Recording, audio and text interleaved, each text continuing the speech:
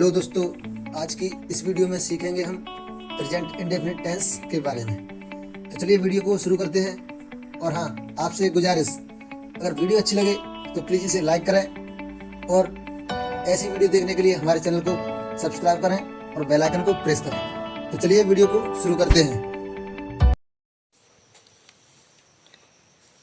Hello दोस्तों, आज की वीडियो में हम प्रेजेंट इंडेफिनिट टेंस के रूल नंबर 1 ही पढ़ेंगे। जैसा कि हम प्रीवियस वीडियो में पढ़ चुके हैं कि टेंस कितने प्रकार के होते हैं। तो टेंस 3 प्रकार के होते हैं। नंबर 1 प्रेजेंट टेंस वर्तमान काल, नंबर 2 पास्ट टेंस भूतकाल, फ्यूचर टेंस भविष्य काल। इनके 4 भाग होते हैं। चलो अब प्रेजेंट इंडेफिनिट टेंस के बारे में पढ़ते हैं। प्रेजेंट इंडेफिनिट टेंस क्या है? तो पहचान,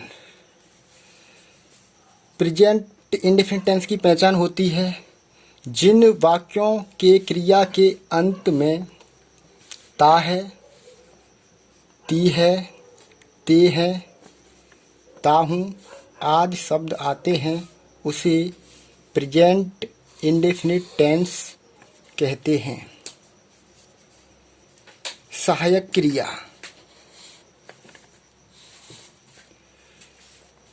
अंग्रेजी बोलते हैं हेल्पिंग वर्ब। सहायक क्रिया होती है डज या डू। कर्ता एक वचन के साथ डज तथा कर्ता बहुवचन के साथ डू लगाते हैं। रूल नंबर 1 अफर्मेटिव सेंटेंस, सकारात्मक वाक्य। अफर्मेटिव सेंटेंस, सकारात्मक वाक्य। सकारात्मक वाक्यों में कर्ता अर्थात सब्जेक्ट एक वचन होने पर मुख्य क्रिया अर्थात मेन वर्ब में एस या ईएस लगाते हैं तथा कर्ता बहुवचन होने पर मुख्य क्रिया में एस या ईएस नहीं लगाते हैं। नोट स्पेशल ध्यान देना नोट पर। एक वचन कर्ता के साथ मुख्य क्रिया में O S H C H double S X आदि शब्द आने पर ईएस लगाते हैं तथा बाकी अन्य शब्द आने पर एस लगाते हैं। एक वचन कर्ता का सूत्र, एक वचन subject plus main verb plus S और ईएस प्लस ऑब्जेक्ट। बहुवचन का फॉर्मूला या सूत्र subject plus main verb plus object. अब चलिए हम अच्छी तरह से एग्जाम्पल के माध्यम से समझते हैं। एग्जाम्पल के माध्यम से समझते हैं। जैसे पहला एग्जाम्पल है प्रेजेंट इंडेफिनिट का, वह खाना खाता है। अब देखिए कैसे पहचानते हैं कि ये प्रेजेंट इंडेफिनिट का ही टेंस है। तो पीछे किसी भी टेंस की सबसे पहले हम पीछे देखते हैं क्या है। तो पहचान में आया है ता है, और पहचान में हम भी पहले ही पढ़ चुके हैं। पहचान थी प्रेजेंट इंडेफिनिट की जिन वाक्यों के क्रिया के अंत में ता है, ती है, ते हैं, ताहूँ आदि शब्द आते हैं, उन्हें प्रेजेंट इंडेफिनिट टेंस कहते हैं। तो पहचान में के अंदर क्या आता है? ता है, ते हो, ती है, ते हैं आदि शब्द आते हैं। तो पहला टेंस करते हैं टेंस या सेंटेंस, वह खाना खाता है। तो देखिए वह क्या है? सब्जेक्ट अर्थात कर्ता, यानी कार्य को करने वाला। कार्य को करने वाले को सब्जेक्ट या कर्ता कहते हैं, यानी खाना वह के द्वारा खाया जाता है। तो वह एक वचन है, एक वचन और बहुवचन को अच्छी तरह से समझने के लिए मैं एक चार्ट दिखाता हूं, उसे देखिए दोस्तों। इस चार्ट के माध्यम से आप एक वचन सब्जेक्ट, सिंगुलर सब्जेक्ट अर्थात एक वचन कर्ता तथा प्लूरल सब्जेक्ट या बहुवचन कर्ता में अंतर समझ जाओगे। जैसे दिस माने यह एक सिंगुलर है, दैट माने वह, ही माने वह लड़का के लिए, सी वह लड़की के लिए। लड़का लड़की का अर्थ है यहाँ पर वह, लड़का का मतलब है मेल और लड़की का मतलब फीमेल, यानी फीमेल आने पर सी और मेल आने पर ही लगाते हैं। और इट का अर्थ यह या वह निकल जाता है, यह निर्जीव के लिए लगाते हैं यह। और बहुवचन करता आई में, तो आई मिस में, माई मेरा मेरी मेरे कई भी अर्थ निकलते हैं इसके। वी माने हम, यू तुम, दोज वे, दे वे व्यक्तियों के लिए, यानी ओनली पर्सन व्यक्तियों के लिए।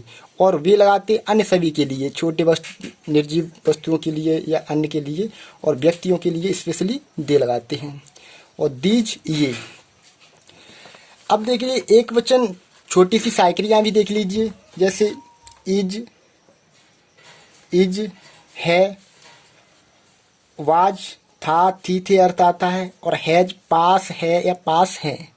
जैसा कि मैं आगे वीडियो में बताऊंगा, उनका यूज करेंगे तब हम इसे लगाएंगे।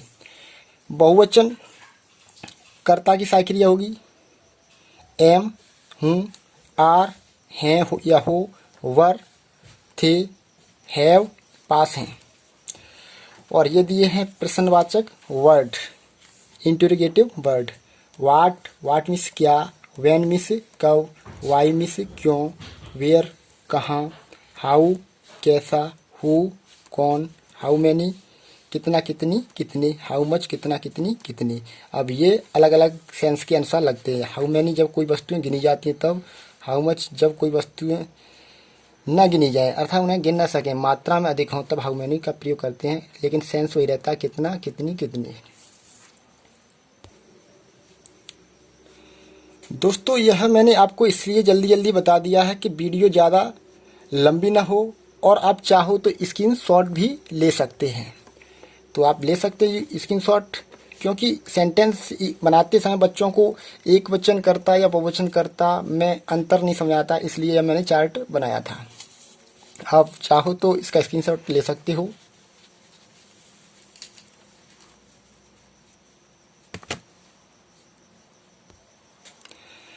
आई होप आपने स्क्रीनशॉट ले लिया होगा। चलो अब टेंस करते हैं। टेंस अर्थात सेंटेंस। वह खाना खाता है, तो पहला सेंटेंस है वह खाना खाता है। तो वह खाना खाने वाला कौन है, लड़का है। तो वह की अंग्रेजी होती है ही।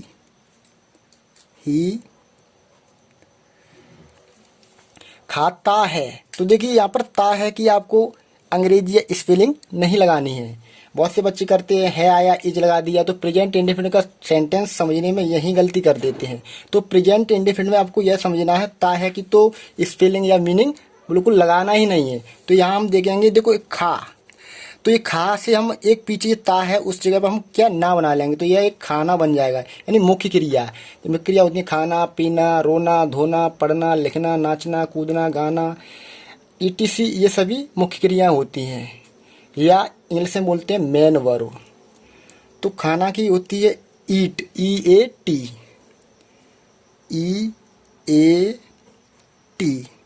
अब हमें यहाँ पर देखना है वह एक वचन है या बहुवचन। तो वह एक वचन है। अगर एक वचन है तो यही मुख्य क्रिया है, तो इस मुख्य क्रिया में हमको एस लगाना है। तो एस ही क्यों लगा रहे हैं, ES क्यों नहीं लगा रहे हैं? ES इसलिए नहीं लगा रहे हैं क्योंकि मुख्य क्रिया के अंत में ये शब्द नहीं आए हैं, OFHCHSS। अगर ये शब्द आते तो मुख्य क्रिया में ES लगा देती। अगर ये शब्द ना आए, बाकी अन्य शब्द आए singular subject, singular main verb के साथ, तो हम क्या एस लगाते हैं। फिर इसके बाद खाना, तो खाना की अंग्रेजी होती है फूड, तो इससे पहले मुख्य क्रिया के तुरंत बाद द लगाना है, द फूड। अब इसके बाद दूसरा एग्जाम्पल समझते हैं, जैसे तुम होता है बहुवचन, तो तुम मैंने जैसे कि मैंने चार्ट में दिखाया है, तुम की अंग्रेजी होती है U, by O U, U. अब यहाँ पर देखो ते हो, पीछे क्या है ते हो की नहीं लगानी है। बहुत से बच्चे क्या गलती कर देते हैं, ओ की अंग्रेजी लगा देते हैं आर, तो आपको आर नहीं लगानी है। तो आपको तो सबसे पहले देखना है आगे शब्द क्या है, नाच, तो नाच की अंग्रेजी क्या होती है, नाच। अब नाच को मुख्य क्रिया बनाना है तो पीछे क्या लगाना, ना, नाचना, तो नाचना ही क्या होगी, डांस, DANCE।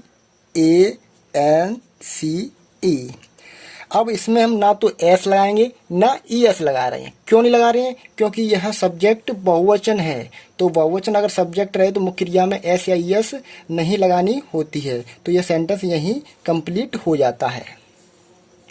नेक्स्ट सेंटेंस देखिए, वह घर जाती है, तो घर जाने वाली कौन है, लड़की है, तो वह लड़की है, तो उसके लिए हम क्या लगाएंगे, सी, यानी मैंने पहले ही चार्ट में बताया है, लड़की है यानी फीमेल के लिए सी लगाएंगे, सी।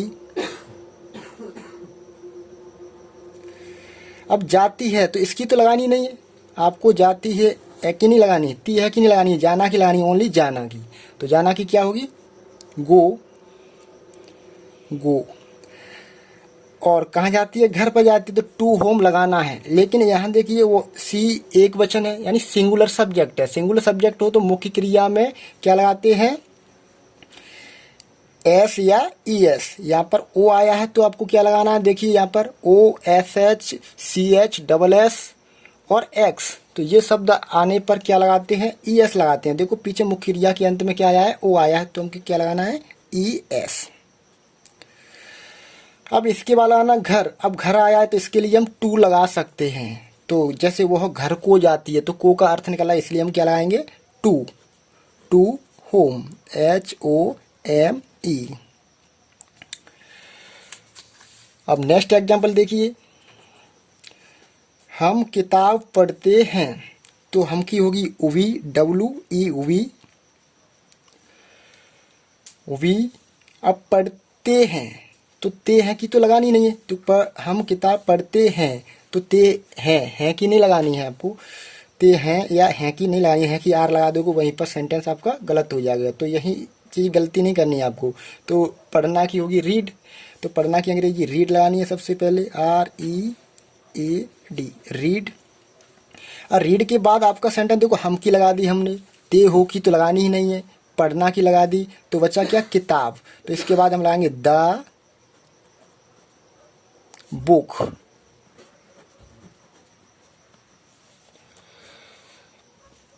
नेक्स्ट सेंटेंस है, लड़के हॉकी खेलते हैं। अब लड़के की देखिए क्या होती है, बॉय, BOY, लेकिन लड़के क्या है, जातिवाचक संज्ञा, अर्थात इंग्लिश में क्या कहते हैं इसे, कॉमन नाउन। तो कॉमन नाउन से पहले हम क्या लाना, the boys, BOYS, the boys खेलते हैं, खेलते हैं, तो ते हैं की तो लगानी नहीं है, आर ला दो, वहीं पे सेंटेंस गलत हो जाए, गलत नहीं करना है आपको। खेलना, तो खेलना की क्या होगी, प्ले, PLAY। अब देखो यहाँ पर एस नहीं लगाई है, यहाँ पे भी एस लगाई थी, क्योंकि सब्जेक्ट हमारी है बहुवचन है। देखो लड़के एक लड़के नहीं है, बहुत लड़का है। और यहाँ पर हॉकी की क्या होगी, play the hockey, HOCKEY, hockey.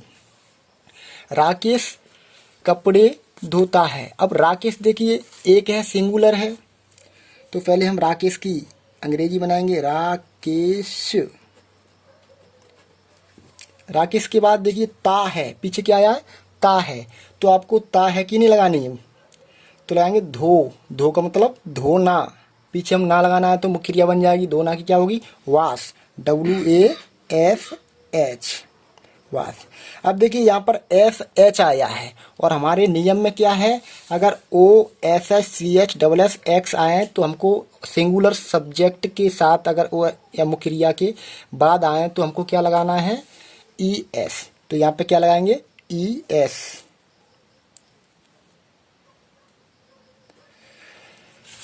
Rakesh washes the